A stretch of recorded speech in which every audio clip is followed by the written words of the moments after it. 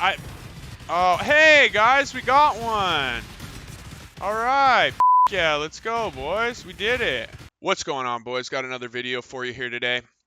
And this will be a quick one. This is just really kind of informational, maybe help you make a decision in the future.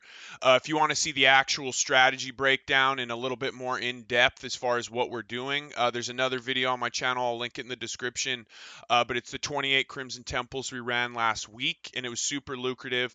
But I've had a lot of questions on, is red better? Like, why do you prefer blue and all that kind of stuff? And generally speaking, I love blue because of the divine altars, as rare as they are. I know that'll upset some people out there. They're very rare, but it's arguably the most fun thing in the game right now is to get the divine altar and just hear the zings and all that. Yes, there are things that will make you more money, but I just think that blue is very, very fun. But now I have proper information. So we ran 28 maps on red altar and we ran 28 maps on blue altar, both with the same strategy and the same tree. With the exception of obviously, when we ran red, we take the red altar stuff on the left side of the tree, and when we run blue, we take the blue altar stuff on the right side of the tree. Otherwise, everything's the same. Scarabs are the same. Compasses are the same. We're running 8 mod corrupted maps, etc., etc., right? So all that's the same. We're not going to get super into that. I'll put the link in the description for the in-depth guide if you want to actually give this a go. But what I will say is that we did drop an apothecary on both, so that actually makes the comparisons a lot more reasonable, and we can take a look at kind of everything else, right? So in 28 maps, we ran again on both. We dropped one apothecary on each one. So is the average 21 per 28? I don't know. I would say that this league for us on the Magic Find, it's been probably one in every 40 maps or so. So it's been really good. We've dropped quite a few of them, and it's been a lot of fun. So this strategy has been very successful. But now I have a comparison of red versus blue on this exact strategy. So I'm gonna just let everything kind of play in the background. From the streams and stuff like that, and I'm just going to kind of talk about the differences and the things I like and the things that I don't like about them, and when I think there is a time where red is better and there is a time where blue is better, and that's my opinion on the matter. And we'll start with red because that's what's playing in the background. And again, same thing. We all the same compasses, scarabs, everything like that. So we tried to keep the control very similar so that it was just the change in loot, right? And basically, at the end of the day, my opinion would be red is better for earlier in the league or perhaps solo self-found, right? Because you get a lot of chaos, a lot of awakened sextants, you get a lot of useful currency, right? So things that are really good within the first week or two. And then blue is better end league, right? So it's just the rarity and quantity nodes are just more powerful on blue than they are on red. And if you're running Crimson Temple, the chance to drop divination cards that drop basic currency is very, very good for the mirror shard card, right? So that's just kind of real quick. Now, what I will say is that red's downsides feel far more aggressive than the blue, right? So if you get there's one on red that you take, X amount of chaos damage per second when you use a flask. Like that potentially could brick a map for you, or you just can't use flasks, which both can be detrimental depending on how juiced your map is, right? Like my build, my Magic Find requires my flasks, so it's very difficult to not be able to use them. And then again, I only have 2,900 health with. I have decent chaos res. It is in the positive. It's like 10 or 15 or something like that. So it's not great, but that one is very detrimental, and I think it'll go up to 1,200 chaos damage per second, something like that. So it is crazy. And then the meteors, again, that's another one. Once the headhunter buffs are up, the meteors aren't quite as much of a problem, but they are very, very powerful. And it just feels like late when you're juicing maps, red just wasn't as good. Like it just wasn't as good. The upsides are not as good, and the downsides feel a lot worse. So I just it would be difficult for me to run red in the future. I'm not sure because again, what do I need sextants and chaos for, right? Like Like I want to drop divines and apothecaries and 7 years bad luck and all that kind of stuff. So it just doesn't necessarily make a ton of sense to me to run that unless you're again early league or solo self find. I think it probably is better because you don't necessarily need those other things in solo self found as much as you need the chaos and the sextants and the scarabs and all that kind of stuff. I will say the divination scarab was probably the bright spot for red. You do see it fairly often, and it feels really good. The one that we were looking for was the on red was chance to drop unique jewelry, right? Because that's where the mageblood apothecary card falls into. We didn't see it once. We saw it twice on bosses. We didn't see it once on minions. In 28 maps, I didn't see it one time.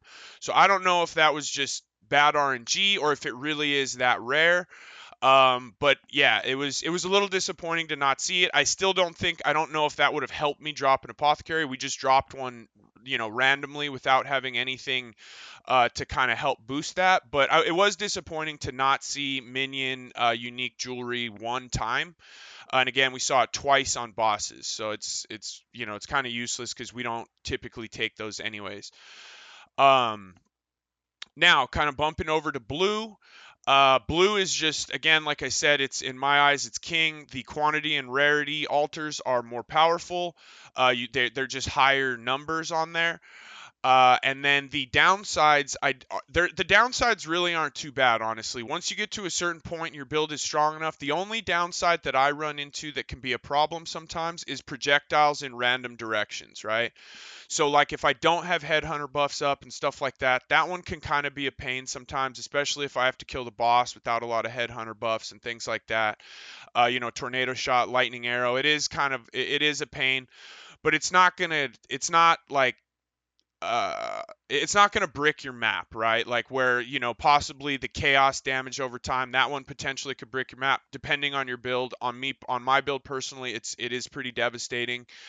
Um, but blue just generally felt better. The loot overall was better. Again, I think we net 96 divines on red altar, and we net 122 divines on blue altar, right? And again, we dropped an apothecary on both. So, it's clear that we made about an extra 25 divines or so on blue than we did on red, running the exact same strategy. It felt very evident that we were lacking in quantity and rarity when we were on red. We just simply didn't drop as much stuff. Like straight up, my my inventory was rarely full. And granted, I have a very uber strict loot filter and all that kind of stuff. Excuse me, but generally speaking, I fill up my inventory on blue fairly often, right? Whether it's with fractured items or divination cards or currency or whatever. And we on red, we were only filling it up about half to 3/4 of the way on average. So it just simply felt like less stuff. And so again, the results are kind of running in the back, and I just kind of wanted to talk and give my perspective. If you want more in depth, again, go check out some of those other videos, and it'll deep dive into the actual strategy and the trees and all that kind of stuff. I just kind of wanted to recap my thoughts and when to use. Now, lastly, when to use them. I think I've mentioned this earlier, but early league, solo self found, we're going to go red. And that's typically what I do anyways, but now it's just kind of solidified. Late league, juicing maps, we're going blue almost exclusively. It felt very difficult to compare them. Maybe let me know. Maybe there's particular strategies where red wins in late game. But from this test, again, 28 on each, blue felt like the clear winner, and it's going to be difficult for me to run red unless maybe some changes are made, or maybe if they maybe I just got maybe let me know, maybe I just got really unlucky with the unique jewelry line on the altars. If you guys get it a lot, let me know.